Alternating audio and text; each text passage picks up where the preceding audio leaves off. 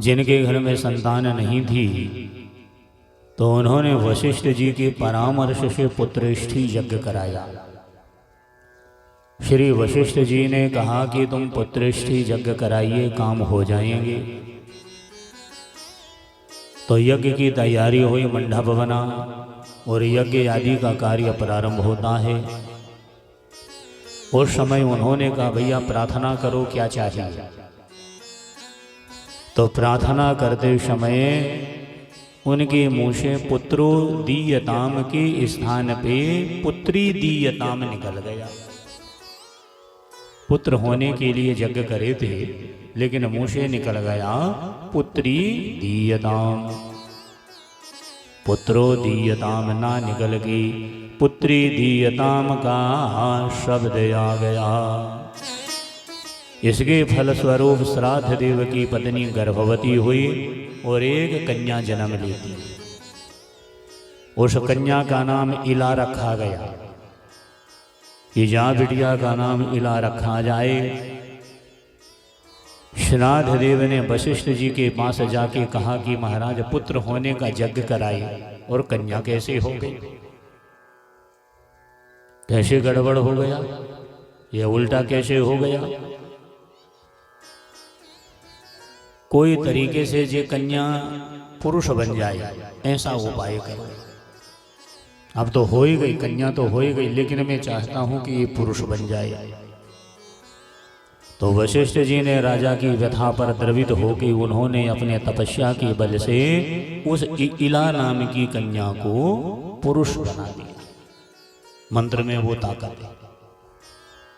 वशिष्ठ जी ने मंत्र पढ़ के जो जल छिड़का तो वह कन्या पुरुष के रूप में हो गई और उसका नाम सुधमुन्य हो गया। सुधमुन्य के नाम से जाने लगे। एक बार युवा होने पर सुधमुन्य घोड़े में सवार होके सैनिकों को साथ में लेके जब आखेट खेलने वन में गया तो एक वन से दूसरे वन में घूमने लगे। जिसे शिवजी ने पार्वती के साथ निःशंक रमण किया था वही वन में अचानक ये पहुंच गया। जैसे ही वह जंगल में गया है नहीं, उसी समय सब स्त्री रूप में परिणित हो गए। घोड़ा घोड़ी बन गया और ये स्त्री बन गई। बड़ी विडंबना हो गई। स्त्री का रूप प्राप्त करके सुधमुन्य भटकने लगा। चलते चलते जब महात्मा बुद्ध के आश्रम में आए हैं, दोनों एक दूसरे के रूप यौवन पर मुग्ध हो गए हैं। सुधमुन्य ने बुद्ध के द्वारा गर्भ धारण किया है और एक पुत्र का जन्म हुआ है। उसी का नाम संसार में पुरुरवा हुआ है। पुरुरवा के नाम से जाना गया है। बुद्ध के आश्रम में रहते रहते उसे अपने पूर्व जन्म का स्मरण हो गया तो वह अपने कुल गुरु वशिष्ठ की शरण में आया है और गुरु वशिष्ठ जी ने अपने यजमान पर कृपा करते हुए उसे दोबारा से पुरुष रूप प्रदान करने के लिए शिव जी का स्तवन किया। मादा कि भगवान शंकर जी का स्तवन किया और भगवान शंकर ने प्रसन्न होकर वशिष्ठ जी को बताया कि तुम्हारा यजमान 1 महीना पुरुष रहेगा, 1 महीना स्त्री रहेगा। 1 महीना पुरुष रहेगा, 1 महीना स्त्री रहेगा। यह भगवान का आदेश होगा। जब वशिष्ठ जी ने भगवती गौरी मैया की आराधना किया है, परम्बा महामाया आदि शक्ति भगवती गौरी देवी की जब पूजा किया है तो गौरी माता प्रसन्न हुई है और गौरी माता ने प्रसन्न होकर के वशिष्ठ जी से कहा कि आप सुधमुन्य के घर जाइए, मेरी पूजा करवाइए और देवी भागवत की पुराण की कथा को सुनाइए। देवी भागवत की कथा हो जाएगी तो हमेशा हमेशा स्थायी रूप से यह पुरुष रूप में रह जाएगा, फिर स्त्री के रूप में नहीं आएगा। आप जाइए हे वशिष्ठ जी। तब वशिष्ठ जी ने आए हैं और श्री वशिष्ठ जी ने प्रणाम किया है गौरी माता को और माँ भगवती जगदम्बा परम्बा महामाया गौरी माता के चरणों में प्रणाम किया है। और सुधमुन्य के घर में आश्विन शुक्ल पक्ष, यही आश्विन के महीना में, कुमार के महीने में यह देवी भागवत की कथा हुई। तो वह हमेशा हमेशा के लिए जो स्त्री रूप, कभी 1 महीना पुरुष कभी स्त्री के रूप में रहे, तो वह रूप भी बदल गया, हमेशा हमेश के लिए वह पुरुष के रूप में हो गया जगदम्बा की कृपा से। और नवरात्रों के इस सारे विधान से देवी गौरी माता प्रसन्न हो गई और फलस्वरूप सुधमुन्य को स्थायी रूप से पुरुष बनने का सौभाग्य मिल गया जगदम्बा की कृपा से। तो महामाया आदि शक्ति जगदम्बा बड़ी कृपा करने वाली हैं, बड़ी दया करने वाली हैं। यम यम चिंतति कामम तम तम प्राप्नोति निश्चितम, यह निश्चय है जिस जिस कामना से सच्चे मन से श्रद्धा के साथ में भगत जन जिनकी पूजा को करते हैं वे स्वीकार कर लेती। श्री सूत जी महाराज बोले कि इसके बाद में एक आख्यान और है, देवी की महिमा का विशाल वर्णन है। एक वृतांत हम और सुनाते हैं, हे मुनिजनों। एक ऋतवाक नाम के मुनि थे। अपने घर पुत्र उत्पन्न करने के लिए तमाम साधन किया। भगवत कृपा के माध्यम से पत्नी गर्भवती हो जाती है और पुत्र का जन्म हुआ। और जब जन्म हुआ तो जात कर्म किया, चूड़ा कर्म किया, उपनयन किया, परंतु वह पुत्र दुर्भाग्यवश, हे महाराज, कुपुत्र निकल जाता। ऋषि के घर में जो पुत्र हुआ तो उन्होंने देखा कि सब अच्छा है लेकिन कुपुत्र हो गया। और मूल नक्षत्र में जन्म हुआ था, रेवती नक्षत्र के पहले चरण में जन्म लिया। और उन्होंने मूल की शांति नहीं कराया। जब मूल ग्रह की शांति नहीं हुई तो यह पुत्र कुपुत्र हो गया। बड़े होने पे कहीं ऋषि पत्नी का अपहरण कर ले तो इन्हें मार दे, तो ये कर दे, वो कर दे, नाना प्रकार के अनाचार हो रहे थे। उस समय इन्होंने देखा कि भाई ये सब होने के बाद मेरा पुत्र ऐसा क्यों निकला। जब बारीकी से जानकारी लिया तब पता लगा कि मूल नक्षत्र में तुम्हारा पुत्र जन्म लिया है और तुमने मूल की शांति नहीं कराया है, इसलिए कुपुत्र निकल गया। बोले कौन सा नक्षत्र था? नक्षत्र रोज रहती है, रोहिणी है, पूर्वा है, सदविखा है। 6 नक्षत्र ऐसे हैं कि जिनमें प्राणी जन्म ले तो मूल पड़ जाते हैं। एक है मूल, एक है अश्वनी, एक है ज्येष्ठा, एक है यशलेखा, एक है रेवती, एक है मघा। ये 6 नक्षत्र में यदि जन्म लिए हैं तो मूल है। एक 12 दिन तक, एक 17 दिन तक, एक 27 दिन तक। जब मूल नक्षत्र में जीव जन्म लेता है तो पिता उस संतान का मुंह नहीं देखता। कितने दिन? 12 दिन, 17 दिन या 27, जितने बड़े मूल रहते हैं। 12 दिन के हैं कि 17 दिन के हैं कि 27 दिन के। फिर 7 घाट का पानी आए, 27 प्रकार की वनस्पति आए, कुम्हार के घर से 27 घड़े, 27 छिद्र का करवा बनता है, उसमें जल भरते हैं 27 तीर्थों का। पति पत्नी को चौखट के नीचे देहड़ी के वहाँ बिठाल के स्नान होते हैं तेल की कटोरी में। फिर उस बच्चे को पलटा के उसकी परछाई में मुंह दिखाया जाता है। ये मूल की शांति होती है। बड़ा विधान है। इन्हें पता लगा, इनने ज्योतिष देखा ही नहीं और नामकरण कर लिया। पुत्र कुपुत्र निकल गया। बाद में पता लगा कि रेवती नक्षत्र में जन्म लिया है। मारे क्रोध में आके रेवती को श्राप दे दिया।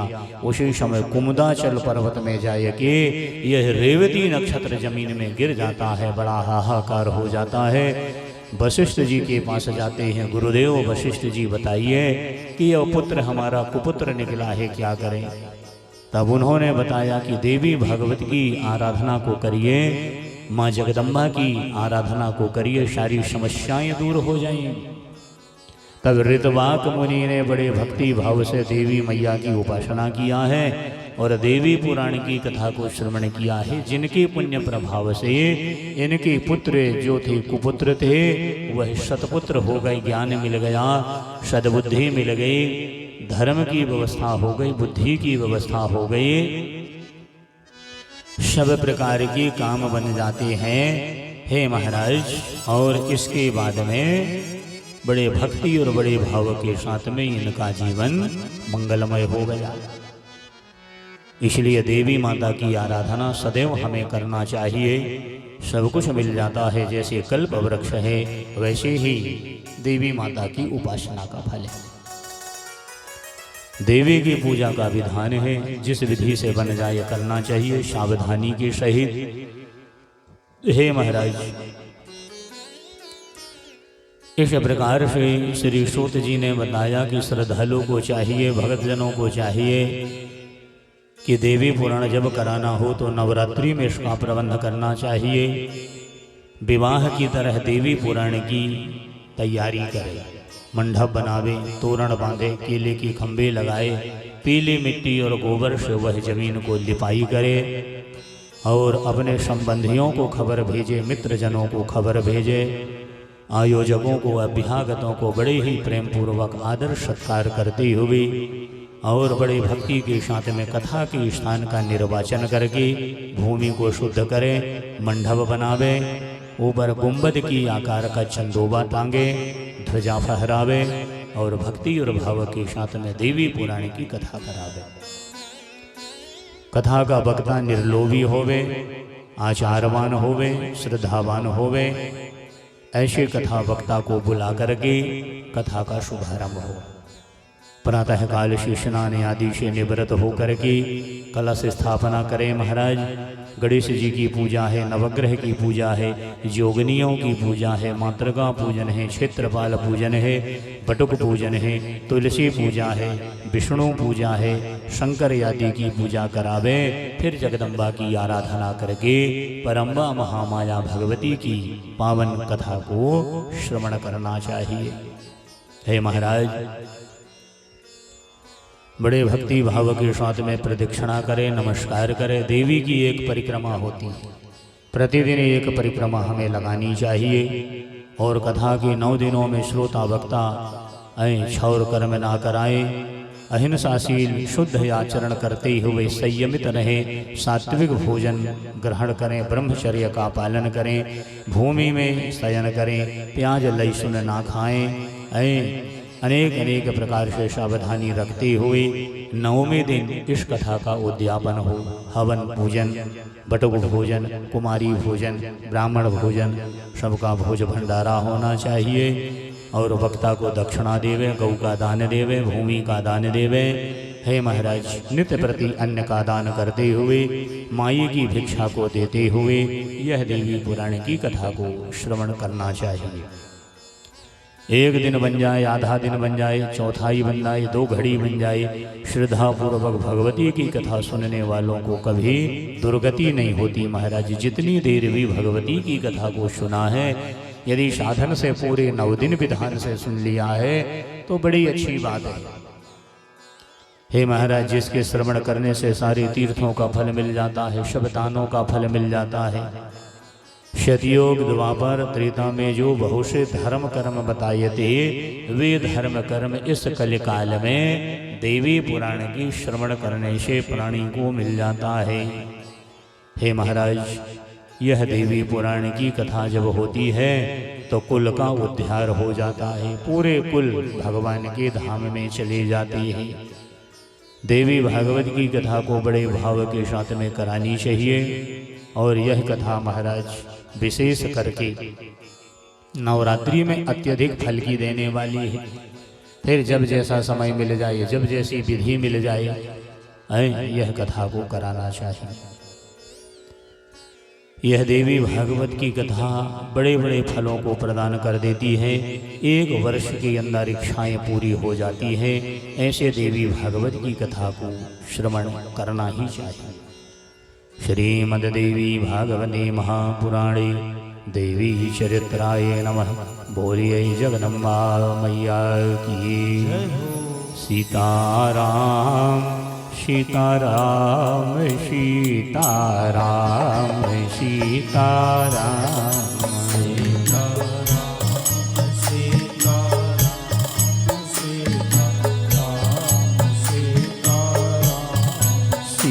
सीताराम सीताराम सीताराम सीताराम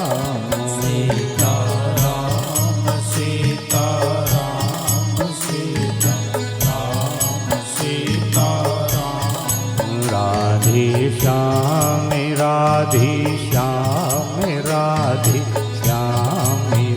राधे श्याम राधे श्याम राधे श्याम राधे श्याम राधे श्याम राजा राम राजा राम राजा राम राजा राम राजा राम राजा राम राजा राम राजा राम सीता राम सीता राम सीता राम सीता राम सीता राम सीता राम सीता राम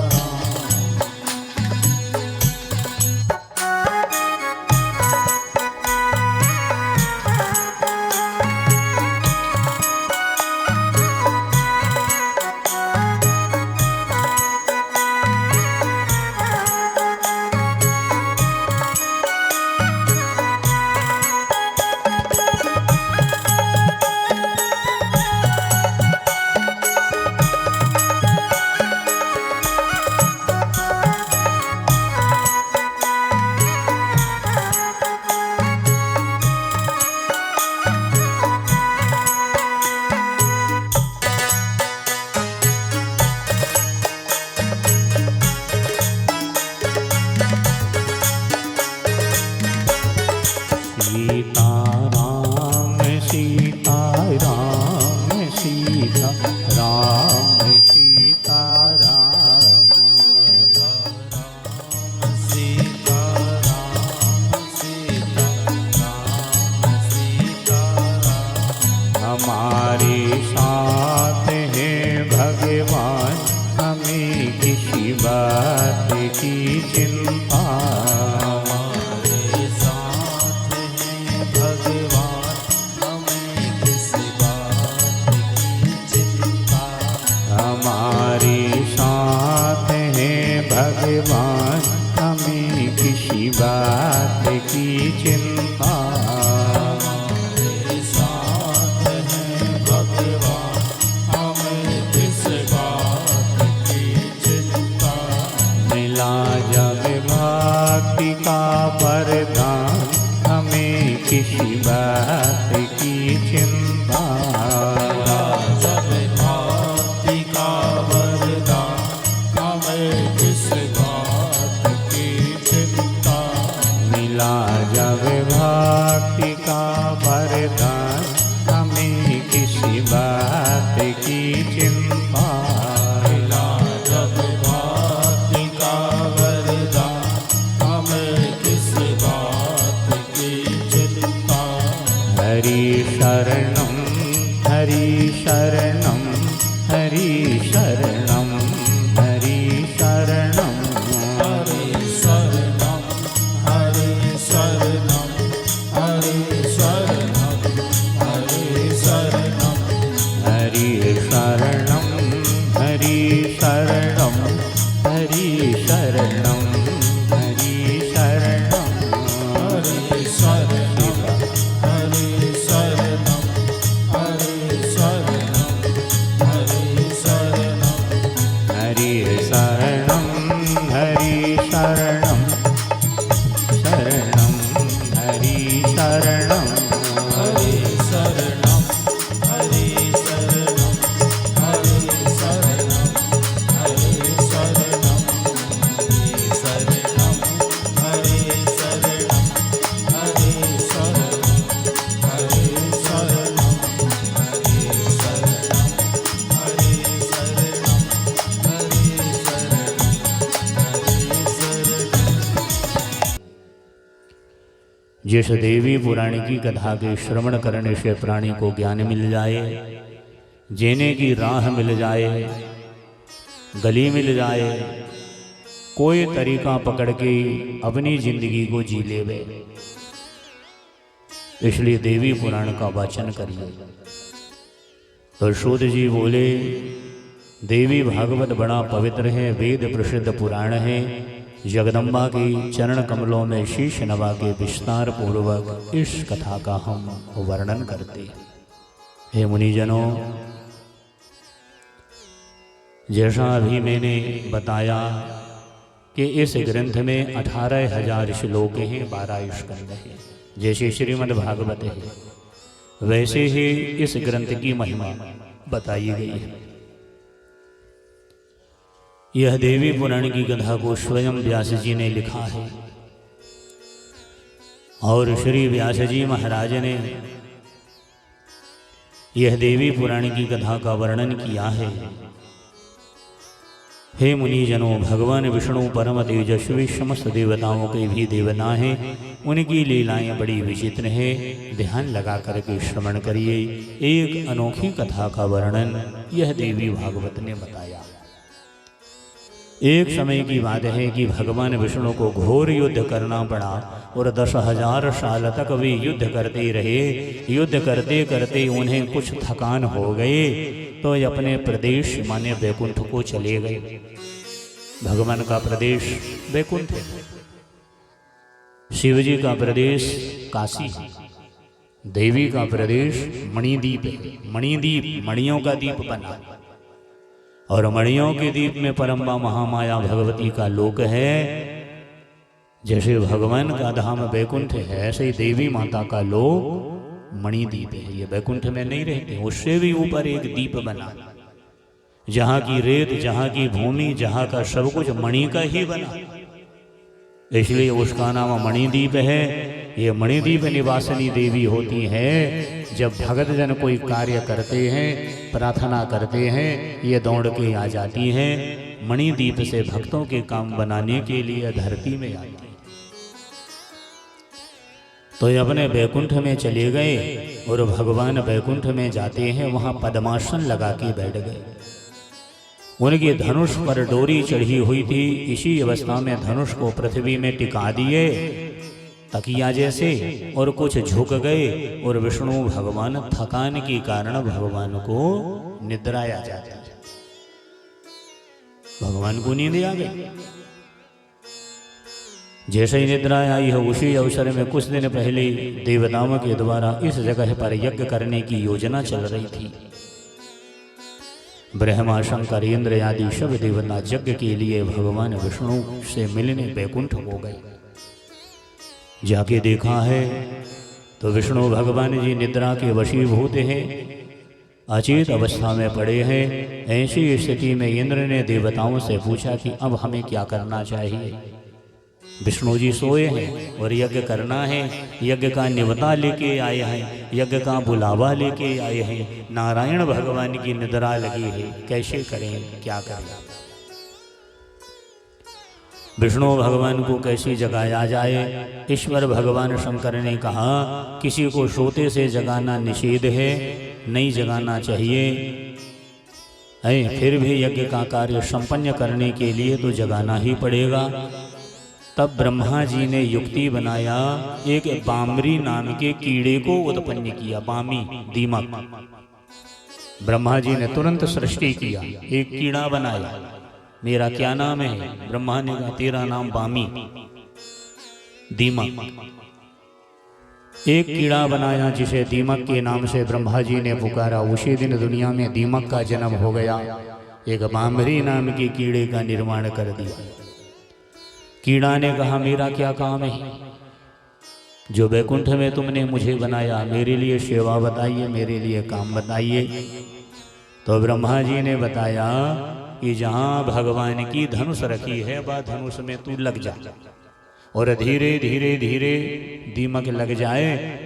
धीरे धीरे धीरे धीरे चुगते चुगते ऐसा चुगना कि वो धनुष जब इतना चुगने में बचेगा तो टूट जाएगा, और टूट जाएगा तो गर्दन नीचे आएगी, और गर्दन नीचे आएगी तो नींद खुल जाएगी। कितनी युक्ति बनाया भगवान को जगाने। डायरेक्ट नहीं जगाया, क्योंकि सोए हुए को जगाने से ब्रह्म हत्या लग जाती है। अब सुन लिए कि आज कथा में सुने हैं तो कोई सोया है तो सोया ही रह जाए, ऐसा नहीं, जगा सकते। 6 प्राणी को चाहे कभी भी जगा लो। 6 प्राणी में है अपने बेटा बेटिन को भले 3 बजे रात में जगा लो, कितनी नींद लगी हो, पेट दर्द हो रहा, पानी गर्म करके दे, गोली खाना, हाँ जगाना ही पड़ेगा बेटा बेटियों। दूसरे हैं आवश्यकता अनुसार प्राणी, जो आवश्यकता वाले, जैसे डॉक्टर है, वैद्य है, भाई कोई बीमार है तो बुला के तो लाना पड़ेगा, कोई दोष नहीं। तीसरे हैं राहगीर, यदि राहगीर सो गया उठ तुझे रास्ता चलना है। चौथे हैं भिखारी कि भैया भीख भी मांगना है, जग जा। पांचवें हैं विद्यार्थी, उठ जा अध्ययन करना है, का सोए रहेगा। और छठवें हैं अपने घर में कोई मेहमान आया है तो भले 1:30 बजे रात की जगा दो कि उठ बस का समय हो गया, ट्रेन का समय हो गया, सफर करने का समय हो गया, कोई दोष नहीं। लेकिन छठवें के बाद जो सातवें हैं उन्हें यदि आवश्यकता ही है जगाने की, तो जगाने के लिए एक नियम है, चुटकी बजाना पड़ेगा। चुटकी 2 जगह बजाई जाती है। यदि जम्हाई आई और चुटकी नहीं बजी तो 1 दिन की उम्र कम हो जाती है। इसलिए काहे 1 दिन की उम्र कम कर रहे हो, मत करो। जितनी बार जम्हाई ले हाय राम कह की चुटकी बजाइए, नहीं तो तिल तिल आयुष्मानम छीणा, यह उम्र छीण हो जाती है। इसलिए जृंभेमाणम, जम्हाई आवे तो चुटकी बजाना चाहिए, भगवान का नाम लेके। और अचानक किसी को जगाना है तो चुटकी बजा के जगाए लो। ऐसे 6 लोगन को जगाने में कोई दोष नहीं। तो ब्रह्मा जी ने एक बामी नाम के कीड़ा को प्रकट किया है और कहा है कि जाके तो धनुष की जिया को चुग। जिया माने जो ऐसी रहती, जाके चुगेगा तो धनुष कमजोर होएगा और टूटेगा, तो गर्दन नीचे आएगी तो आँख खुल जाएगी। कितनी जुक्ति बनाया जगाने। और बोले महाराज इनकी निद्रा भंग होएगी तो हमें भी तो दोष लगेगा। तो ब्रह्मा ने कहा तुझे यज्ञ में स्थान दिया जाएगा। यज्ञ में स्थान जब मिल गया ये बामी को, ये कीड़े को, तो खुश हो गया। तो बोले यज्ञ में जगह कहाँ मिली है? बोले जब हवन करते हैं और जितनी आहुति हवन कुंड के बाहर गिर जाती है तो इसे सकेलना नहीं चाहिए, इसे झाड़ना नहीं चाहिए। ये उसी के भाग्य की, ये वही आके खाता है, चाहे गोपनीय भाव में खा ले, प्रत्यक्ष में खा ले। नहीं कई लोग का होते हवन करे, अरे दादा ज्यादा गिर गया, बाहर पूरा समेट के अग्नि में डाल देते। नहीं डालना, दोष लगता। जितनी अग्नि की मुंह में चली गई सो चली गई, हवन कुंड के बाहर चली गई सो चली गई। ये दीमकों का हिस्सा है, ये बामिन का हिस्सा है, यह वह कीड़े का हिस्सा है, ये हमारा और देवताओं का हिस्सा नहीं। जाके लिए वह कीड़ा तैयार हो गया है महाराज, और धनुष की तांत काटने देगा। इसी रस्सी के कटते ही झुका हुआ सिर धनुष ऊपर तन जाएगा। विष्णु की निद्रा भंग हो जाएगी, देवताओं का काम सिद्ध हो जाएगा। ब्रह्मा जी के कहने पर बामरी कीड़े ने धनुष की तांत को खाने लगा। धनुष के बंधन मुक्त हो जाने से चारों तरफ अंधकार फैल गया, और जैसे ही धनुष टूटा है अंधियारा हो गया। इतने में विष्णु भगवान का मस्तक कुंडल, हे महाराज, मुकुट सहित कहीं उड़ के बाहर चला गया। भगवान का सिर ही नहीं, लोप हो गया। कुछ समय के बाद देवताओं ने देखा अंधकार दूर हुआ है। तब भगवान शंकर और ब्रह्मा जी ने देखा कि विष्णु जी का विग्रह है लेकिन सिर नहीं, हाथ पैर कबंध सब है, लेकिन भगवान का सिर कहाँ चला गया है? यह दृश्य देख के भगवान शंकर ब्रह्मा जी की आंखों में आंसू आने लगे। दोनों देवता विलाप करने लगे, रोने लगे।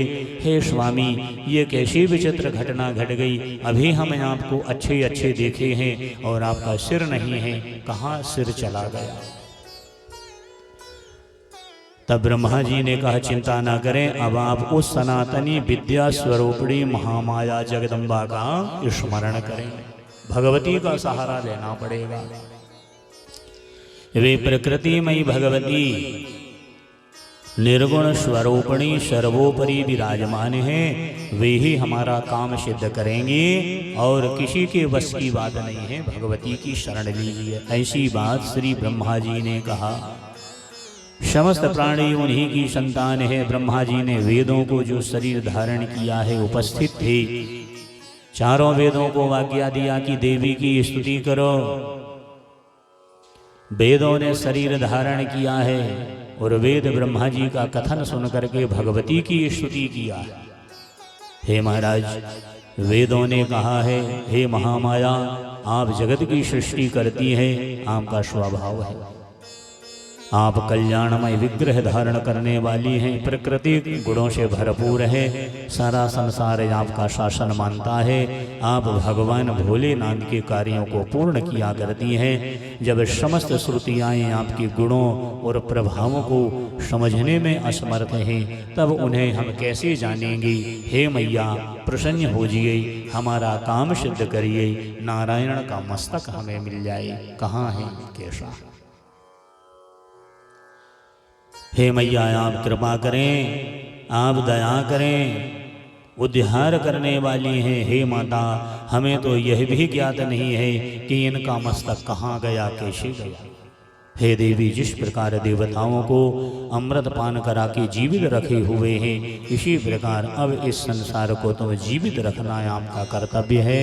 हे मैया, हमारा काम बनाओ। सूत जी ने बताया, जब इस प्रकार वेदों ने, चारों वेदों ने जगदम्बा की स्तुति किया है, तब गुणातीता मायामयी देवी भगवती प्रसन्न हो गई और माता प्रसन्न हो जाती हैं। फिर देवताओं को लक्ष्य करके आकाशवाणी हो जाती है। देवी ने आकाशवाणी से कहा, हे देवताओं, तुम्हें चिंता करने की जरूरत नहीं है। तुम सभी विष्णु भगवान के छिन्न मस्तक होने का कारण सुनो। एक बार की बात है, भगवान श्री विष्णु लक्ष्मी जी के शांत एकांत में विराजमान थे। लक्ष्मी जी के सुंदर मुख को देख के भगवान को हंसी छूट गई। लक्ष्मी के मुंह को देख के भगवान हंस दिए। हे महाराज, लक्ष्मी जी ने इसका उल्टा अर्थ निकाल लिया कि आज भगवान मुझे देख के काहे हंस रहे हैं, का कारण है, का गलती हो गई। तो लक्ष्मी माता ने उल्टा अर्थ निकाल ली। वे समझ गई कि हो ना हो भगवान विष्णु की दृष्टि में मेरा मुख कुरूप लग रहा होगा, इसलिए हंस रहे हैं। हे महाराज, इसलिए मुझे देख के हंसी आ गई है। ये जान के माता लक्ष्मी क्रोध में आ गई और लक्ष्मी जी के मुंह से निकल गया, तुम हंसे हो, मेरा श्राप है, तुम्हारा मस्तक गिर जाएगा। लक्ष्मी के मुंह से निकल गया। हे महाराज, इसी वजह से इनका सिर क्षीर सागर में जाके गिर गया है, लहरा रहा है। क्षीर सागर में भगवान का सिर पड़ा है, देवी लक्ष्मी के कारण।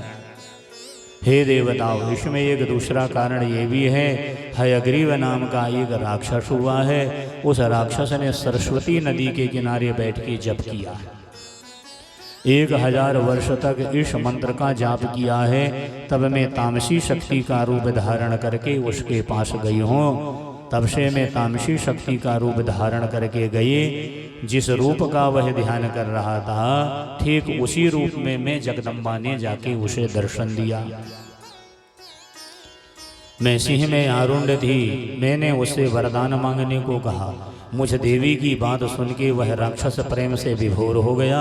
उसने फौरन मेरी प्रदक्षिणा किया, मेरे चरणों में प्रणाम किया और हयग्रीव नाम का वह दानव बोला कि माते, मुझे ऐसा वरदान दीजिए, ऐसी कृपा करिए कि मुझे किसी भी प्रकार से मृत्यु का मुख ना देखना पड़े।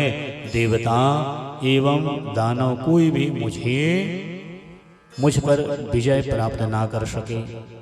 देवी ने उत्तर दिया, सुनो, जो जन्म लेता है मृत्यु होती है और मरने वाले का जन्म भी होता है। हे भैया, बिल्कुल निश्चित है, इसलिए ये बात बिल्कुल पक्की समझ लेना। इसलिए मन में सोच विचार के वरदान मांगो, ऐसा वरदान नहीं मिलेगा। जन्मे हो सो मरोगे और मरोगे सो जन्मोगे, यह कारण है। तय हयग्रीव ने कहा, अच्छा तो मेरी मृत्यु हयग्रीव के हाथों से होए, दूसरा मुझे कोई ना मार पावे। तब देवी माता ने उत्तर दिया है, हे महाभाग, हयग्रीव को हयग्रीव के अलावा कोई दूसरा नहीं मार सकेगा, ये बिल्कुल निश्चित समझिए। अब तुम घर जाओ, आनंद पूर्वक राज्य करो। वही पापी हयग्रीव इन दिन मुनियों और वेदों को भांति भांति से सता रहा है। इस त्रिलोकी में कोई भी ऐसा नहीं है जो उस दुष्ट को समाप्त कर पाए। कौन कह रहा? आकाशवाणी। इसलिए इस घोड़े का सुंदर सिर उतारिए और भगवान विष्णु के धड़ से यह घोड़े का सिर जोड़ दीजिए। और भगवान की धड़ में जब जोड़ देंगे तो भगवान विष्णु के धड़ से जोड़ दिया जाए, यह कार्य ब्रह्मा के हाथ से होएगा। तदनंतर वे ही भगवान हयग्रीव बन जाएंगे और देवताओं की भलाई के लिए उस दुष्ट एवं निर्दयी दानव के प्राण हर जाएंगे। सूत जी बोले, ब्रह्मा जी ने उसी क्षण देवताओं के सामने तलवार से एक घोड़े का सिर उतारा है और भगवान विष्णु के शरीर में लगाया है। भगवान हयग्रीव रूप में आए गए हैं और वह राक्षस बड़ा अभिमानी है। उसके पास भगवान जाते हैं, घोर युद्ध होता है और उसका वध हो जाता है। हे महाराज, उसकी मृत्यु हो गई। इस प्रकार से भगवान हयग्रीव बन के देवताओं के कार्य साधे हैं। इसके बाद में देवताओं का यज्ञ हुआ है।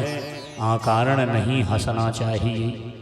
अकारण हंसने से आज भगवान की क्या दशा हुई। इसलिए महाराज बिना कारण की हंसी नहीं करना चाहिए। श्री सूत जी महाराज बोलते हैं कि इस प्रकार से भगवान हयग्रीव रूप धारण कर लिए। श्रीमद देवी भागवती महापुराणी देवी चरित्र दुर्गाय नमः। बोलिए जगदम्बा मैया की जय हो।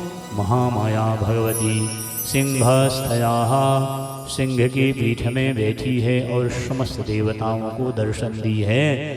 सब देवताओं ने भगवती जगदम्बा महामाया का दर्शन पाया है, स्तवन किया है, पूजन किया है, जय जयकार किए हैं। स्तुति मात्र से प्रसन्न होने वाली भगवती करुणामयी दयामयी उस परम्बा महामाया की शरण समस्त भक्तों को लेना ही चाहिए। श्रीमद देवी भागवती महापुराणे देवी चरित्र दुर्गाय नमः। बोलिए जगदम्बा मैया की।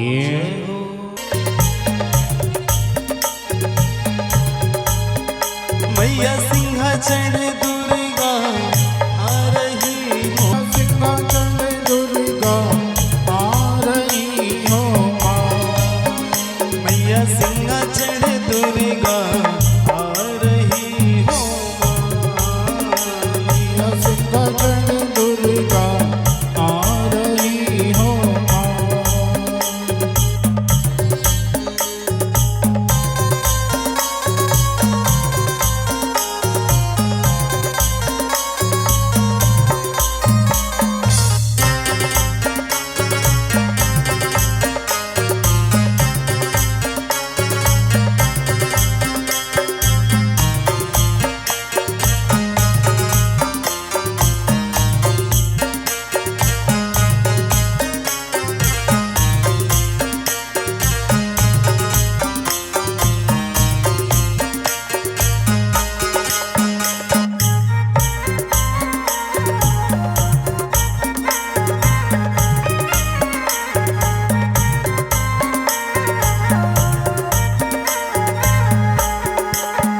मैया डोल धरनिया भार से हो माँ।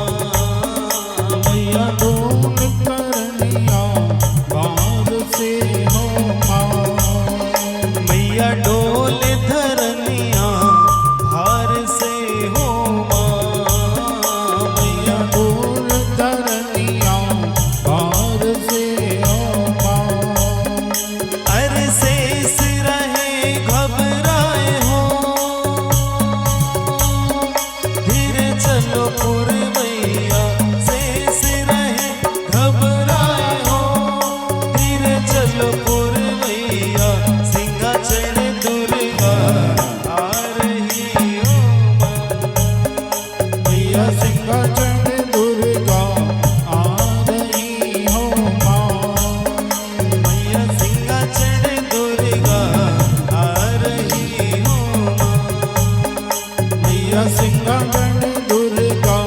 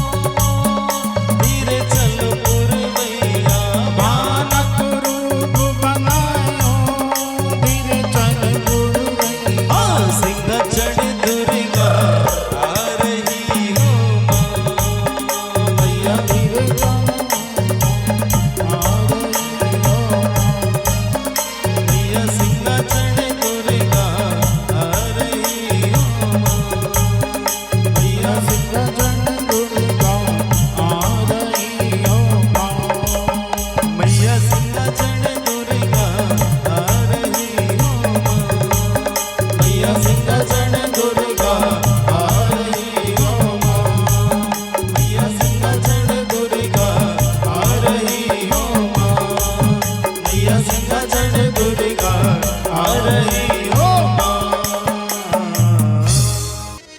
दुर्गे यशमृतां हर्षीं भीतिं शेषजन्तुः शिवस्तैहायुष्मृता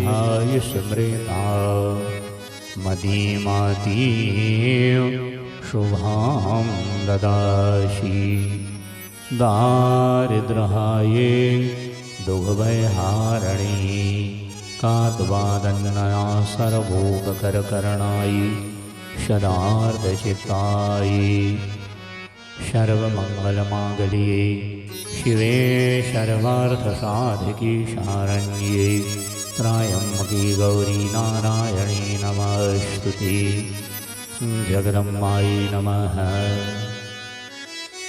श्री सूत जी महाराज वर्णन करते हैं, हे भगतजनों, पुराने समय की बात है, जात्रलोकी जलमग्न हो जाती है। ये तीनों लोग जलमय हो गए, कहीं कोई नामो निशान नहीं है, सारी चीज जलमग्न हो जाती हैं, त्रिलोकी जलमग्न हो गई, केवल भगवान विष्णु ही बचे। यह संसार की पेड़ पौधे जमीन वसुधा कोई नहीं है, सब जलमग्न हो गए हैं, कुछ है ही नहीं, केवल नारायण भगवान भर। शेषनाग की शैया में भगवान सोए हैं, पीतांबर धारी हैं, कानों में कुंडल पहने हैं। उस समय भगवान शेषनाग की शैया में सो रहे हैं। भगवान नारायण की कान में मैल जम जाता है, मैल जम गया। उस मैल से दो दानव जन्म लेते हैं। दोनों कान की छिद्र में मैल जम गया और उस मैल से दो दानव जन्म लेते हैं।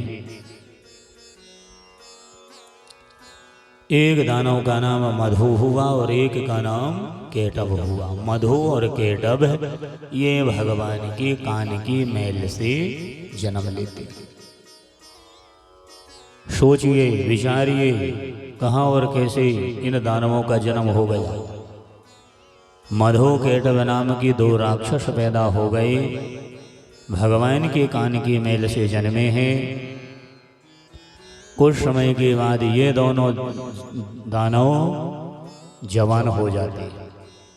हे महाराज, एक समय की बात है कि ये दोनों राक्षस समुद्र में खेल रहे थे और समुद्र के जल में खेलते खेलते ये दोनों भाई खेलते खेलते सोचने लगे कि बिना आधार के यह अगाध जल कैसे ठहरा, ये अगाध जल कैसे रुका है, कोई ना कोई आधार तो होगा ही होगा। इसकी उत्पत्ति किसने किया, क्यों किया?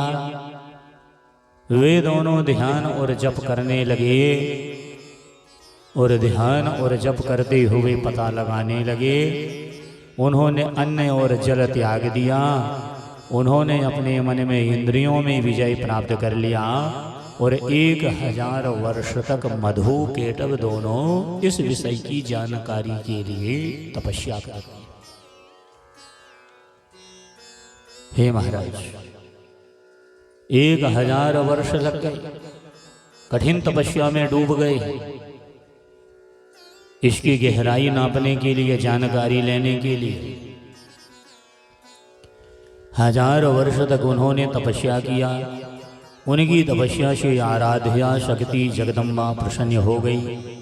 उनकी स्थिति को देख के शक्ति का मन कृपा से ओतप्रोत हो गया। आकाशवाणी बोलती है, एक वाणी कान में आई, हे दोनों देतियों, मैं तुम्हारी तपस्या से प्रसन्न हूँ, स्वेच्छा पूर्वक वरदान मांगिए।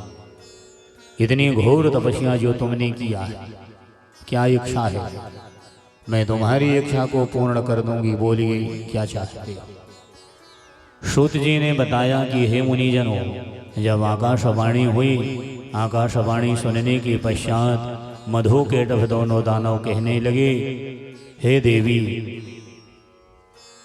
तुम हमें स्वेच्छा से मरने का वरदान दीजिए कि जब हम चाहें तब मरें और ना चाहें तो ना मरें। स्वेच्छा मरण दे दीजिए।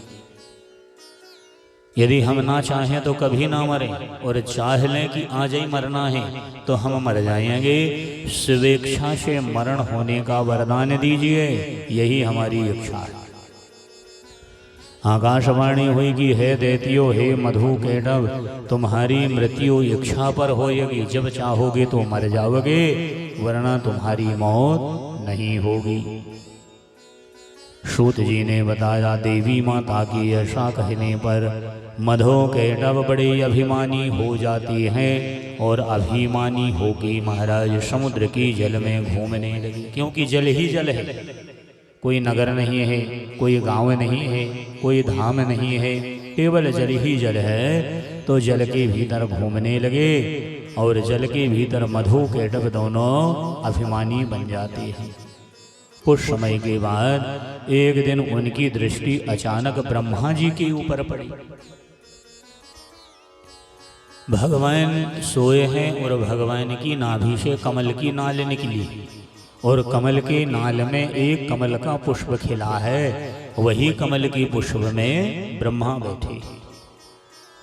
तो ब्रह्मा जी के ऊपर जब उनकी दृष्टि पड़ी है, नजर पड़ी है कि ब्रह्मा कमल के पुष्प में विराजमान हैं, तो वे उनसे बोलते हैं, हे सुव्रत, तुम हमसे युद्ध करो, तुम हमसे आओ, युद्ध करो।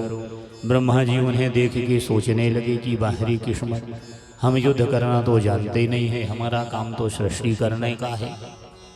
कहाँ जन्म होना है, कहाँ मरण होना है, कहाँ कैसे जन्म लेना है, ये विधि को हम बनाया करते हैं। हमें तो मालूम नहीं है कि लड़ाई कैसे हो। युद्ध संबंधी शाम दाम दंड और भेद आदि अनेक उपाय उनके सामने उपस्थित हुए। वे सोचने लगे कि वास्तव में इनमें कितना बल है, इसका मुझे ज्ञान नहीं है। शत्रु का बल जाने बिना युद्ध में प्रवृत्त हो जाना ठीक नहीं। उसका बल का पता लगे कि ये कितना बलशाली है, तब उसे लड़ाई करे, वरना पीछे पैर रख दे महाराज। इसलिए अब मैं शेषनाग सैया में सोई हुई भगवान को जगाऊं। मुझे तो मालूम ही नहीं है कि इनमें बल कितना है, इनकी शक्ति कितना है, इनसे कैसी लड़ाई लड़ूं। इसके लिए भगवान ब्रह्मा ने नारायण भगवान को जगाने का सहारा लिया। ब्रह्मा जी आए हैं और स्तुति करने पर भी विष्णु भगवान की जब नींद नहीं खुली, ईश्वर योग निद्रा ने पूरा अधिकार जमाया है, तब ब्रह्मा जी ने चित्त को एकाग्र करके योग निद्रा की स्तुति करना प्रारंभ किया। ब्रह्मा जी बोले, हे देवी, मुझे ज्ञात है कि तुम निश्चय ही संसार की कारण स्वरूपा हो। भगवान विष्णु आज गहरी निद्रा में सोए हैं। हे माता, आप समस्त प्राणियों की अंतःकरण में निवास करती हो। हे माता, इस स्थिति में आप स्वयं इन दानवराज मधु केटव का संहार करने की कृपा करें। आप तो समस्त संसार की माता हो, सबका मनोरथ पूरा करना आपका स्वभाव है, सबकी मनोवांछा को पूर्ण करने का काम आपका है। हे मैया, इतनी देर ना होए, मुझे मालूम नहीं है कि इनमें शक्ति कितनी है। मैं कमलासन में बैठा हूँ और ये मधु केटव मेरे से लड़ने को आ गए और भगवान सो रहे हैं। सूत जी बोलते हैं, जब इस प्रकार ब्रह्मा जी ने माता जगदम्बा की स्तुति किया है, तब वह तामसी निद्रा देवी भगवान विष्णु के श्री विग्रह से निकल के बगल में खड़ी हो गई और मधु केटव के संहार के लिए भगवती योग निद्रा ने ऐसी कृपा करी। फिर तो भगवान विष्णु जब अपने शरीर को हिलाने लगे, डुलाने लगे, भगवान की निद्रा खुल गई। तब उनके दर्शन करके ब्रह्मा जी भाव विभोर हो गए और साथ ही उन्होंने श्री विष्णु जी की परिक्रमा प्रारंभ किया और भगवान ब्रह्मा ने सारी समस्या को बताया। सूत जी ने बताया, जब भगवान विष्णु की श्री विग्रह से निद्रा दूर हो गई, तब उन्होंने देखा कि प्रजापति ब्रह्मा बड़े भयभीत होकर मेरे किनारे खड़े हैं। मेघ के समान गंभीर वाणी में बोलते हैं, हे पद्म योनि ब्रह्मा जी, आपकी जय हो। तपस्या छोड़ के, कमलासन छोड़ के यहाँ कैसे आई? मेरे पास आने का कारण क्या है? तब ब्रह्मा जी बोले, हे भगवान, आप तो सो गए, आपके कान में मैल जम गया और उस मैल से 2 दानव जन्म लिए हैं। एक का नाम मधु है, एक का नाम केटव है। ये इतने बलवान दानव हैं कि मेरे से लड़ने आ गए हैं। मैं कैसे लड़ाई करूं? मुझे लड़ना वड़ना बनता नहीं है। हे भगवान, आप तो चक्रधारी हैं, कृपा करिए, मैं आपको जगाने आया हूँ, डरते हुए आपके पास में आया हूँ, आप मेरी रक्षा करें। यह बात श्री भगवान ब्रह्मा ने नारायण से कहा। सूत जी ने बताया, इतने में दोनों मतवाले मधु और केटव ब्रह्मा जी को खोजते खोजते वहीं आ गए कि तू कमल छोड़ के यहाँ भागा है, यहाँ आया है, चल ब्रह्मा मेरे से लड़ाई लड़। ब्रह्मा से कहने लगी। ब्रह्मा और डर गए। हे महाराज, ब्रह्मा जी से बोलने लगे कि हमसे डर के इनकी शरण में तू आया है, इससे तू बच नहीं सकता, हमसे युद्ध कर ले। मधु केटव की बात सुन के भगवान विष्णु उनसे बोले, हे दानव, हे मधु, हे केटव, तुम इच्छापूर्वक मेरे से लड़ाई लड़ो। अरे ये बूढ़े ब्रह्मा से लड़ने से क्या प्रयोजन है? लड़ना है तो मेरे से लड़िए। इच्छापूर्वक हम तुमसे लड़ेंगे, तुम्हारे अभिमान को दूर कर देंगे। मधु नाम का दानव इतना क्रोधित हुआ महाराज, विष्णु जी से लड़ने लगा और 2 मतवाले पहलवानों की भांति भगवान श्री विष्णु और मधु दानव का युद्ध होने लगा। जब मधु थक गया तो छोड़ के भागा तो केटव जाके लड़ने लगा, और केटव थक गया तो फिर मधु लड़ने लगा, और वो थक जाए तो वो भग जाए और ये आए। ऐसे अब यहाँ तो विष्णु अकेले हैं, ये तो 2 जने। युद्ध होते होते होते होते महाराज इतनी लड़ाई हो जाती है कि 5000 साल बीत गए लड़ते लड़ते। 5000 साल लग गए लेकिन मरे नहीं, क्योंकि ये दो सूरवीर हैं और नारायण अकेले हैं। ये थके तो ये भागे और ये थके तो ये भागे। 5000 साल मधु केटव के साथ युद्ध होता है। तब भगवान श्री हरि विष्णु मधु और केटव की मृत्यु के विषय में विचार करने लगे कि अब लड़ना ठीक नहीं है। विचार लगाया जाए कि अब मरेंगे कैसे, क्योंकि 5000 साल हो गए। उन्हें ज्ञात हुआ कि इन्हें भगवती ने वरदान दिया है और जगदम्बा के वरदान से ये गर्वित हैं, जब चाहेंगे तब मरेंगे वरना मर नहीं सकते। भगवान को पता लगा। तब भगवान श्री विष्णु इस प्रकार सोच ही रहे थे। इतने में मन को मुग्ध करने वाली भगवती योग निद्रा के उन्हें दर्शन हो जाते हैं। नारायण भगवान ने जैसे ही महामाया का दर्शन पाया है, उस समय वो देवी आकाश मार्ग में गगन मंडल में भगवती ने दर्शन दिया। देवी ने मुस्कुरा के कहा कि हे विष्णु, तुम देवताओं के स्वामी हो, अब तुम पुनः युद्ध करने के लिए जाओ। युद्ध में विराम मत दीजिए। ये दोनों शूरवीर दानव ठगे जाने पर मर सकते हैं वरना मर नहीं सकते। इनको ठगिए, इन्हें ठगना पड़ेगा क्योंकि मेरा ही वरदान है। हे नारायण, मेरी वक्र दृष्टि से ये मोह के वशीभूत हो जाएंगे, मेरी माया से वशीभूत हो जाएंगे। तुम शीघ्र ही इन्हें मार डालोगे, मेरा वरदान है, तुम जाइए इनको ठगो। जब आकाशवाणी ने ऐसा कहा है, उस समय भगवान विष्णु करुणा रस से भींग गई। जगदम्बा को देखा है, नमन किया है और भगवती को प्रणाम किया है। उनकी आंखें लाल हो गई साथ ही उन्होंने कामदेव के बाणों की तुलना करने वाली कटाक्ष भरे नेत्रों से उन दैत्यों को आघात किया और भगवती की तिरछे चितवन को देख के दुरात्मा मधु और केटव तुरंत मोहित हो जाते, ऐसे मोह में आ गए कि यह कैसा मनोहर दृश्य है। ऐसा मानते हुए अपनी विस्मृत छटा दिखाने वाली देवी को देखे हैं। भगवान विष्णु अपना काम पूरा करने के लिए पहले से ही सतर्क थे। हे महाराज, ये देवी भगवती के अभिप्राय को देख के समझ गई। दोनों दैत्य मोहित हो गए हैं। भगवान विष्णु ने कहा, वीरो, तुम्हें जो चाहिए इच्छित वरदान मांग लो, मैं तुम्हारे युद्ध कौशल से बड़ा प्रसन्न हूँ, वरदान देने को आया हूँ। सूत जी बोले, उस समय मधु केटव कामातुर हो रहे थे। उन्हें अपने बल का भी बड़ा अभिमान था कि हमारे में बड़ा बल है, हमने 5000 साल लड़ाई लड़ा है। वे भगवान नारायण से बोले, हम तुमसे कुछ मांगने नहीं आए हैं और हम तुम कुछ क्या दे सकते हो, हम कोई याचक नहीं हैं, हम तो स्वयं उदार हैं। तुम्हें जो चाहिए उसके लिए हमसे प्रार्थना कर सकते हो। मधु केटव जब उल्टा भगवान से कहे कि तुम्हें कुछ चाहिए तो बताओ, ये बात सुन के भगवान ने कहा, भैया यदि तुम दोनों मेरे ऊपर प्रसन्न हो और वरदान देना चाहते हो तो दोनों मेरे द्वारा अपनी मृत्यु स्वीकार कर लो। मैं यही तुमसे याचक बन के मांग रहा हूँ। भैया विष्णु की बात सुन के मधु केटव बड़े आश्चर्य में हो गए।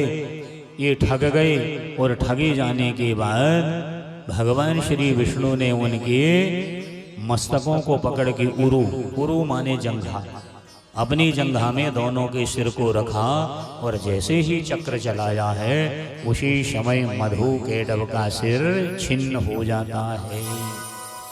ऐसा मेद निकला, समुद्र में जाके व्याप गया। फिर बाद में पृथ्वी की रचना हुई, इसलिए इस पृथ्वी का एक नाम मेदिनी हुआ। मेदिनी के नाम से ये पृथ्वी को जानने लगे। मधु केटव महाराज दोनों की मृत्यु हो गई। उनके शरीर से मेद निकला, वही मेद के पड़ जाने से जा धरती का नाम मेदिनी हो गया।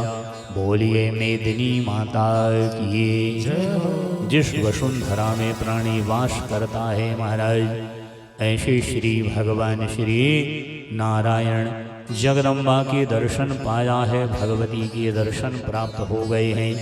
जगदम्बा की स्तुति हुई है, बारंबार भगवती के चरणार बिंद में प्रणाम करे हैं।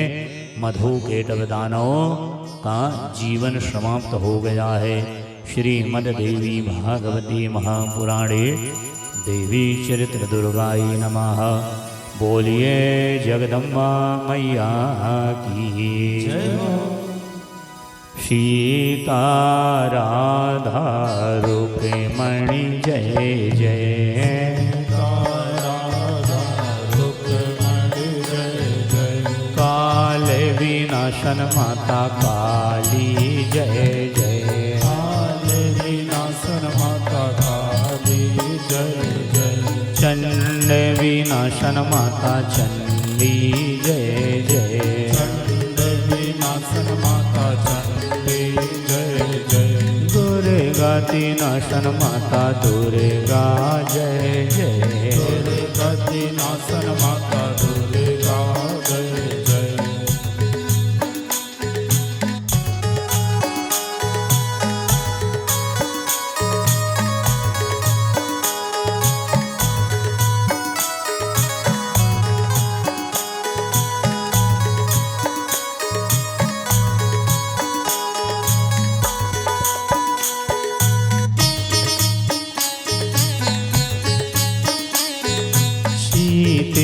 राधे रुक्मिणी जय जय। सीते राधे रुक्मिणी जय जय। सीता राधा रुक्मिणी जय जय। सीता राधा रुक्मिणी जय जय। काल विनाशन माता काली जय जय। काल विनाशन माता काली जय जय। चंड विनाशन माता चंडी जय जय। चंड विनाशन माता चंडी जय जय। सीता राधा रुक्मिणी जय जय।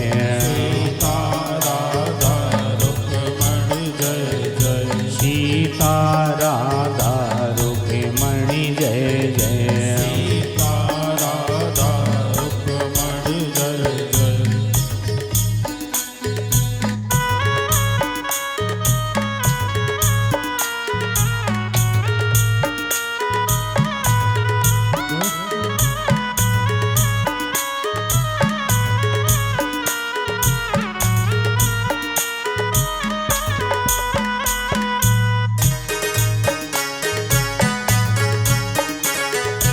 उमा रमा ब्रह्माणी जय जय। उमा रमा ब्रह्माणी जय जय। उमा रमा ब्रह्माणी जय जय। उमा रमा ब्रह्माणी जय जय। सीता राधा रुक्मिणी जय जय। सीता राधा रुक्मिणी जय जय। सीते राधे रुक्मिणी जय जय। सीते राधे रुक्मिणी जय जय। सीता राधा रुक्मिणी जय जय। सीता राधा रुक्मिणी जय जय। दुर्गति नाशन माता दुर्गा जय जय। दुर्गति नाशन माता दुर्गा जय जय। बोलिए जगदम्बा मैया की जय हो। नमः पार्वती पतिये हर हर महादेव। कृष्णाय वासुदेवाय हरये परमात्मने प्रणतिकिलेशनाशाय गोविन्दाय नमो नमः। श्री भगवान सूत जी महाराज अब व्यास जी की तपस्या और भगवान भोलेनाथ के वरदान की महिमा का वर्णन करते हैं।